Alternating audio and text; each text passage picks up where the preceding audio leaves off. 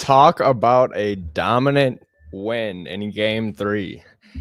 Game currently still going on, but right now it's looking like the Wolves are going to win by 40 plus in a game 3 victory. This is what happens when this team plays a full 4 quarters of basketball. 34 points in the first, 38 in the second, 35 in the third, and 36 in the fourth. I think the key to this one was pretty simple, man. Minnesota did not let off the gas the second that shot started to fall. Ant got involved in the game early, and it was kind of over from the get-go. What was your takeaway from tonight, Trip? Yeah, I think ultimately, they showed out with energy, right? I mean, it's as simple as that. They showed up tonight. The first 2 games, they had no energy, and the performance was poor. But ultimately, they showed up like they wanted to win a basketball game, right? I mean, what are your thoughts? Yeah, dude, I think to start it out initially, I kind of already touched on it briefly. Getting Anthony Edwards to set the tone to start this game is just what was completely different than any other Yeah. game. Ant getting involved, having 16 points in the first quarter, 5 rebounds, Yes. 2 assists, a steal, plus 20 in the first quarter, shooting 75%, 3 for 5 from 3, only 1 turnover. So Ant getting involved, it's just when your star player is playing at this level, it just opens up the court for everybody else. Because you see it, Ant's able to get downhill. Ant plays aggressive on defense. It gets him in. He's hyped up. He's ready. He's ready and just locked in for the whole game. And it's so strange because one Ant, you see the emotion when he plays with emotion. He's just a better player when he's getting hyped. But yeah, kind of to what I was saying with just getting the floor open. He had 6 assists tonight. Guys were hitting their shots. We shot 50% from 3. I don't know how sustainable that is, but if we can get these looks and shots are falling, and if shots were falling in games 1, and if they fell a little bit more in game 2, we could be having a completely different conversation right now. Something else that I want to touch on, Julius Randle, absolutely huge bounce back game after being benched in the fourth quarter, man. 24 points, 4 rebounds, 3 assists. And when Ant was off the floor, the dude was amazing. Plus 38 in the box score, 60% from the field, no turnovers for Julius Randle. What'd you think about Juice's game tonight? I mean, he was who we traded for, right? You kind of look at the Pacers Knicks series, they're down, Pacers are up 2-0. And a lot of that has to do with Cat, struggling in certain spots. Tibbs benched him for a bit. Yeah, a lot to be excited about Julius Randle. He did everything that you would hope he would do when you traded for him tonight. Defensively, offensively, there's nothing to be upset about. Literally, right? And I feel like with that trade that like you're talking about, Julius Randle just exceeds in spots that Cat didn't. And where we needed Cat to be good last year in the Western Conference Finals, he just couldn't get a shot off. Like anytime Cat would drive in, you guys remember it. I know you Yep. remember it. You get the flail and hey, you get all that. You don't get that with Julius Randle. Like Julius Randle might be one of the, if not the strongest player in the league. So Julius can just bully just about anybody. He's got Oh his my little God.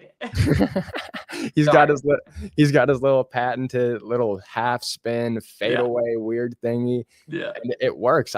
I've never seen just such a unique move, but Julius has mastered it, man.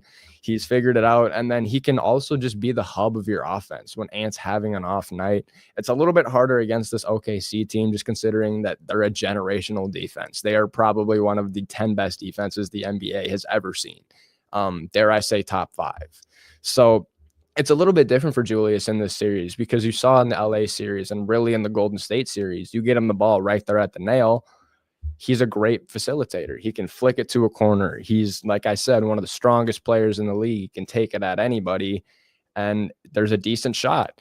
So just having Julius Randle play at this level, obviously we knew last game it was a fluke. It was a playoff low. Bad games still happen in the playoffs. Bad games are going to happen. Yeah. But yeah, kind of just moving down. I feel like a lot of fans are excited to talk about this guy. A lot of people have been calling for his name, Mr. Terrence Shannon. 15 points, 2 rebounds, an assist, and a steal in only 13 minutes of play, man. You seem like you got some stuff to say about TJ. So what do you think of his game tonight, and how awesome is it to see after we've been waiting this long? Round of applause. As a man who went to Texas Tech University myself with Terrence Shannon, I love TSJ. That's my guy. I'm so fired up. I tweeted it the other night. I'm like, this guy, at this point, what do you have to lose? Throw him Right. out there. Like, you need a spark. Get him. And I said the same thing about Dillingham, to be transparent. It's like, you're getting your ass kicked game 1 and game 2. What do you have to lose by throwing Terrence Shannon out there? And the same can be said about Dillingham, but beside the point. To your question, TSJ is, a guy who at Illinois was, probably you could argue the best, player in NCAA basketball a year ago. I would agree. So you have nothing to lose. Throw him out there, get some shots in, let him do his thing. And he delivered. And that's who he was. That's who he's been. He is an elite defender at nothing else. If you were to say, you know what, yeah, he can't score, blah, blah, blah. He had a bad night offensively. It doesn't matter. He is who you thought he was defensively tonight.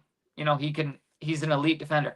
But tonight he showed up offensively. And so to my point, I would say TSJ, like, man, like that's a guy that in game 4, I want to see him out there on a consistent basis. I want to see him play 20 plus minutes in the next game. You could argue that he could take Nas minutes. If Nas struggles, take him out. If Dante continues to be able to, not make shots, pull him. TSJ can step in and play that role. So, TSJ is a guy that, obviously is a long-term, kind of, what's the word I'm looking for? A long-term, he's a guy that's going to make a major impact long-term for the Timberwolves. But in the short term, if Nas struggles, if Dante struggles, you throw him out there and you saw what he could be tonight. Yeah, absolutely. The thing that I've been waiting for with Terrence Shannon, like you said, the defense, it's there, Yeah. and I feel like that's what separates Terrence Shannon and Rob Dillingham right now is just Terrence Shannon's a grown ass man, dude. Terrence Shannon's older than Anthony Edwards. He's 24 years old, I believe. Yep. Rob's still a kid, So Terrence Shannon is NBA ready. He has the grown man body. You saw it tonight. The second he got in the game, too, the pace changed immediately. Terrence Shannon gets one bucket going downhill. Boom, the confidence skyrockets and one. Right after that, I believe he got a little jumper or something like that, and then he hit a 3 as well. So once Terrence Shannon gets it going, man, he is a force to be reckoned with. What we need too, just with how tough this OKC defense is, we struggled to get inside the paint. Julius, we've seen him get ripped. We've seen Rudy get ripped, but that shit happens all the time. We've seen Ant get ripped. It's happened. But when you can get a dominant force like TSJ running 100 miles an hour straight at you, I know they're professionals. They're going to take a charge, but it's going to make you think twice. And you just saw it tonight. What happens when an opportunity is given to you? Terrence Shannon seized his moment. I would like to say that Terrence Shannon's going to get minutes for the remainder of the playoffs, but it's hard to tell. You're 3 games into the Western Conference Finals. It's worked this much so far. How much do you really want to change your lineup? I feel like it's pretty clear that Terrence does need to come in whenever we do need a quick scoring boost or anything like that. But I definitely am interested to see how we're going to utilize Terrence Shannon in game 4. But yeah, somebody else that I want to talk about who's definitely struggled over the last few weeks, I would say, is Naz Reid. And he had a bounce back game.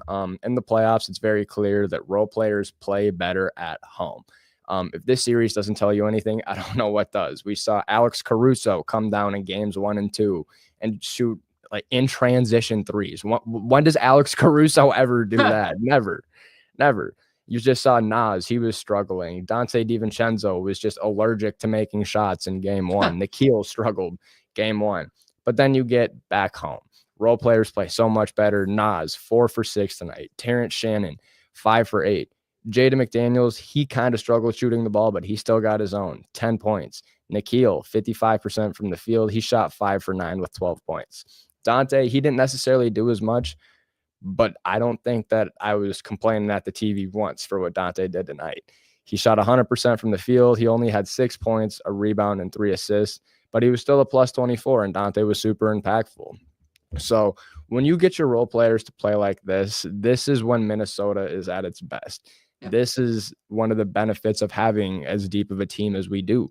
You can go extend the roster to 9 deep. I would even dare say 10 deep with Jalen Clark if we really need to press that SOS button. So, yeah, I've just been with this game. I don't know, man. I knew Minnesota was going to come out with energy, but 41 points. I don't know if anybody could have saw that coming. We're going to continue the show here in just a minute, but we are going to hop on an ad read real quick for Heather from North Star Realty. It's playoff time in Minnesota. The energy is electric, the stakes are high, and every move counts. You can feel it, right? The momentum, the nerves, the is this really happening buzz. The spring real estate market in the Twin Cities has the same kind of energy. Headlines are flying out about interest rates, the economy, and what's coming next. It's exciting, yes, but also confusing and a little bit overwhelming. Whether you're thinking about buying, selling, or just wondering if that Zestimate is lying to you, don't overthink it.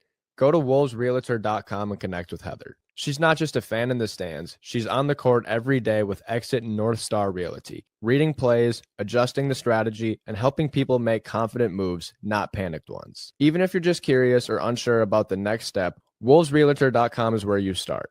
No pressure, just real talk, real answers, and a game plan that actually works. Because when it comes to real estate, just like basketball, having the right coach makes all the difference. Go check out wolvesrealtor.com and tell them Matt from the Daily Wolves sent you. All right. So we've talked a lot about our team on the offensive side of the ball, but something else that I want to look at tonight is how well we played defensively. I feel like tonight Shai looked so uncomfortable. This is by far the lowest scoring game he's had in the playoffs, or just in quite some time, as a matter of fact. He had 28 minutes, 14 points, shot 30% from the field, 4 for 13, and he was a minus 32 in the box score, 4 turnovers and 2 fouls for Shai. Mm-hmm. So I feel like, Nico Harrison actually said this, man, but defense wins championships. Yep. And we saw tonight why swarming and just playing competitive and aggressive defense is so important, especially when it's a team like OKC. You take Shai out of the game, you make him uncomfortable, you don't let him get to his spots. We kind of took him out of the paint. I didn't see Shai at the line a ton this game either tonight. So yeah, I feel like if Minnesota is going to want to take game 4, the absolute one thing that needs to carry over from tonight going into Monday is the defensive intensity has to stay the same, if not somehow get better. Yep. Because shots are going to fall at some point if they're open. We have Anthony Edwards. We have Julius Randle. Those are 2 guys that are going to go get their shots. But the defense that's kind of just been what it's been this series. That's where we've struggled. It's been Shai just eating us alive, getting whatever he wants. We refuse to double team him in games 1 and 2, which is kind of beneath me. Yeah. But tonight he didn't get anything. So just kind of like based on like the defensive performance, is there anything that like stood out to you? Any individual players? Was it team defense? What did you see from the guys tonight? Yeah, I would say for me personally, I think it was just like the all-out effort. I don't think anything stood out beyond like, hey, there was nothing defensively that said like, oh my God, Rudy Gobert, like you dominated, or it wasn't like, oh my God, every 3-pointer we took went in. It truly was for me like the effort from the start. You could kind of tell early on, like, oh my God, like these guys showed up. Right. You know what I'm saying, Matt? So I'm looking for that in game 4. I want to see guys who show up the second that the ball is tipped, whether you win the tip or not. Like, I want guys to be dominating energy. I don't care about, if you miss a shot, that's okay. If you miss a rebound, that's okay as well. Ideally you get your boards, you make your shots, of course, but tonight what I saw was a group that just showed. They said, you know what, fuck this, we're down 2-0. We have looked like a fucking college program, right? And they showed up tonight in a way that like you could couldn't have dreamt of, right? I know, to be transparent with you, man, I thought, we're going to go down 3-0 and this series is over. Right. It's Dallas all over. We might Yeah. get one sucker W, barely, just like last year. You think, oh, we'll pull off like a W just to say, hey, we didn't get swept. But what I saw tonight was incredibly encouraging in the sense that energy wins games, man. It Like, does. look, Shea's the best player in the NBA. There's no doubt. You could argue, I would argue Jokic, but you could argue Shea's the second best player in the league. And, they're going to win games, right? But what I saw tonight was a team that said, you know what? We got our asses kicked the first 2 games, and it was fucking embarrassing. And they showed up and they said, not again, not in front of the Target Center. And they delivered. And I'm looking for the same thing in game 4. Yeah, you nailed it right there. I'm looking for the exact same thing, game 4. And I feel like something that kind of worried me a little bit is throughout the regular season, we were just a better team on the road, right? We weren't necessarily as great of a team at home in the regular season, but in the playoffs, we won 2 against LA and Minnesota. And then we lost the first one against Golden State. We got the 1 in Minnesota, 2 in Golden State, another 1 in Minnesota, and another 1 in Minnesota. So we have only lost 1 game in the Target Center so far in the playoffs. And you're kind of like, shit, man, like, wouldn't this be awesome if it was like last year? We had the home court advantage, 1, 2. And like, I know the Thunder are the 1 seed, but I'm just kind of blabbering. But yeah, man, defensive intensity, it wins you games. No doubt about it. Something else that I thought was super cool, doesn't really pertain to the game a ton, but it was awesome to see Leonard Miller at the end of the game. I don't know if you necessarily saw it just because it was kind of quote unquote garbage time, but Lenny finished with 11 points, 83% from the field, 5 for 6, and he made a 3. Lenny doesn't get a ton of time. That was super cool to see. But yeah, going into game 4, bringing it back on track. We kind of already nailed down the defensive intensity. That is something that has to carry over into game 4 if you even want a shot at this. I remember what I was going to say earlier now. I'm bringing this all over the place, but you referenced your point to, oh shit, is this going to be Dallas all over again? Right? And I feel like it was all over the news. The guys heard it. The Wolves are down 2-0. Are the Thunder I think the Thunder are going to come out and sweep Minnesota. This does not look like the team, like they hear that kind of stuff, it's everywhere. It's all around the news. And tonight you just saw a team. You saw a team that wanted it. You saw a team that didn't want to give up. And you just saw a team that was played like a championship level team. And I know I'm getting a little bit ahead of myself there, but it gives you hope. And I know this is Minnesota sports, ladies and gentlemen, but coming down and beating the best team in the NBA by 20 points in the first quarter and not letting off the gas is not an easy thing to do. Not an easy thing to do at all. And now bringing it back to my point, going into game 4, offensively and defensively, what are you looking for on the offensive side of the ball? And then specifically, how do we stop Shea again defensively? Is it we do what we did tonight? Is it we throw more doubles at him and we force Jalen Williams and force Chet Holmgren to beat us? Because obviously Shea is going to go out there. He's not going to score 14 points again. Yeah. He's probably going to come out, score say we play defense like we did tonight. If we could hold him to 20, if we can hold Shea to anything under 20, I feel like that's right where you want to be if you're Minnesota. You can only contain the league's best players down so long. But going into game 4, what are you looking for offensively and how do we stop Shea? Yeah, I think offensively, it's a culmination of what you saw tonight, which was, Julius Randle and Anthony Edwards did their job, right? I mean, Ant made his shots, Julius made his shots. You call your spot. You're not going to be perfect, but you make your shots, right? From that standpoint, I think those are the 2 guys that if they can do what they did tonight, you win game 4. Ultimately, beyond that, 2 guys can't win you a series just like you saw the first 2 games.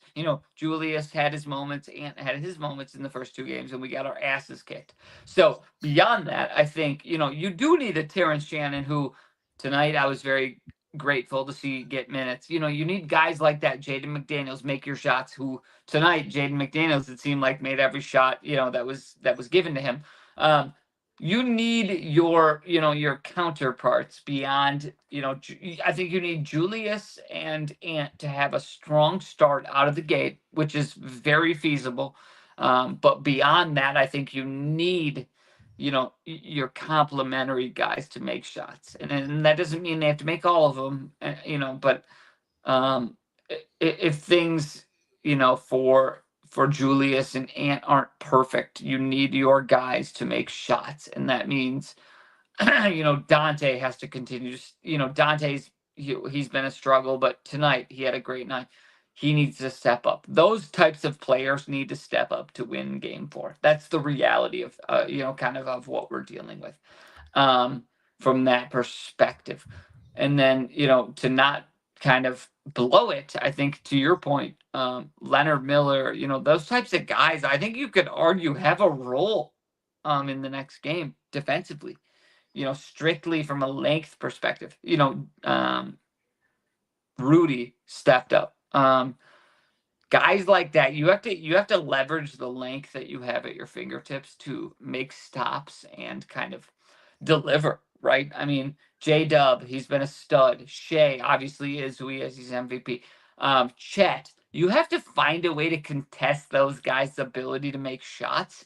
And I think that starts with your length, you know, whether it is Leonard Miller, you know, which sounds crazy, but, you know, he did it tonight. Terrence Shannon. You have to let those guys do their thing, because guess what? Game 1 and 2, those guys didn't see the court, and guess what? We got our asses kicked. Why not? Right. Yeah, absolutely. And I think going into game 4, what we're going to be looking for, you know, like you said, role players, they just play better at home. I'm expecting another big game from Nikhil. I'm expecting Dante to probably have a better game, more offensive volume, more shots. I'm still waiting. I was kind of quote unquote, not necessarily dogging on Naz Reid, but just kind of questioning, hey, are you worth the money that you're asking for? You know, and Naz Reid came out and played solid tonight. And I would like to say, you know, say Naz Reid continues to play solid throughout these playoffs. Maybe he is, you know, but I'm still waiting for that big Naz explosion game where he ends up taking over a game like game 1 in LA when he came out and shot like, what was it, like 6 of 8 from 3, something ridiculous like that. Like, we have not had a good Naz Reid game since game 1 of like LA, it feels like. And tonight he comes out, bounces back, and it's just, I've said it a million times and I sound like a broken record, but your role players are what is going to win you games, and they just play better at home. With that being said, I think we are going to wrap up tonight's show. So we appreciate everybody tuning in. Trip, it's a joy having you on as always, my friend. Appreciate you hopping on tonight. We are going to be going live game 4 Monday night, I believe it is. Monday night? Yes, Monday night. We will be live again. I'll be here. Evan will be here. Trip, going to be here Monday night maybe? Yes, sir. All right. Us 3 will be running it Monday night. I think Andrew is going to be covering the game at Target Center, so I don't know if he is going to be on. But if he is, that'd be a pleasant surprise. But as always, guys, go Wolves. Go Wolves.